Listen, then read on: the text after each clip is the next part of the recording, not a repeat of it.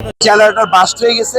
আপনারা জানেন যে আমাদের বিদ্যুতের পোলগুলো সেখানে নিচে থাকে, সেখানে সেখানে স্পার্ক হয়েছে। আমাদের এখানে কোনো গ্যাসের লাইন বা কোনো বিদ্যুতের লাইনে আমাদের কোনো অন্য কোনো জায়গাতে প্রবলেম হয় নাই, আমাদের কোনো ফ্লোরে কোনো প্রবলেম হয় নাই। এখানে হঠাৎ করে বিদ্যুতের জেনারেটর বাস্ট হওয়ার কারণে সেটার স্পার্কিংয়ে আমাদের ওইখানে একটু সমস্যা হয়েছে। এটা স্বাভাবিক একটা প্রক্রিয়া, আপনারা জানেন অনেক সময় এই ধরনের দুর্ঘটনা ঘটে থাকে। আমাদের মার্কেটে আমরা এই বেলি রোডে অনেক লোক, এখানে আমরা অনেক মানুষ এখানে বসবাস করি। তো এখানে আপনারা ফায়ার সার্ভিস, আমাদের পুলিশ বাহিনী এবং আমাদের আর্মি এবং সাংবাদিক ভাইয়েরা আমাদেরকে যেভাবে সহযোগিতা করেছে এটা আপনাদেরকে ধন্যবাদ জানাই।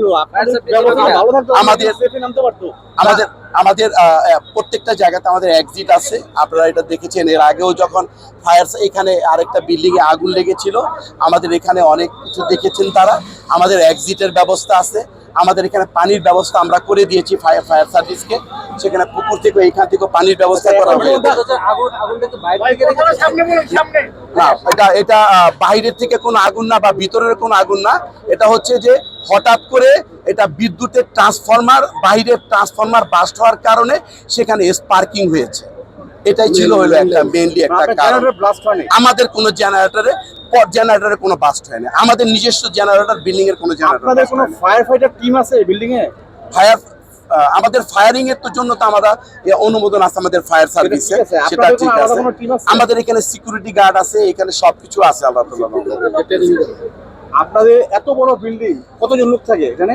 এখানে তো আমাদের পুরো বিল্ডিংটা এখন তো কমপ্লিট হয়নি। এখানে মার্কেটের যে এখানে একটা কি হয়েছে, পুরো বিল্ডিং তো আমাদের কমপ্লিট। মানে আপনাদের কোনো ফায়ার ফাইটার টিম নাই এখানে? সাধারণত তো ওইভাবে আমরা তো ফায়ারের যে বিষয়টা সেটা হচ্ছে যে আমরা তো ফায়ার সার্ভিসের উপরেই আমরা নির্ভরশীল। সারা বাংলাদেশের সব লোকে তো কোনো বিল্ডিং এ ফায়ার সার্ভিসের ইউনিটের জন্য যে ওইখানে যে ব্যবস্থা নেওয়ার দরকার সেগুলো সব। রাজুকের পারমিশন কিভাবে বাণিজ্যিক আবাসিক সব একসাথে দেয় আপনাদের এই বিল্ডিং এর? এটা টোটালি একটা বিষয় হচ্ছে যে আসলে আমরা তো আজকে একটা সমস্যা এই উত্তরটা দেন, মানে সে কি রাজুকের পারমিশনটা কি আবাসিক না বাণিজ্যিক? এই ভবনের ভবনের হলো কি বাণিজ্যিক এবং আবাসিক দুইটাই পারমিশন নেওয়া আছে।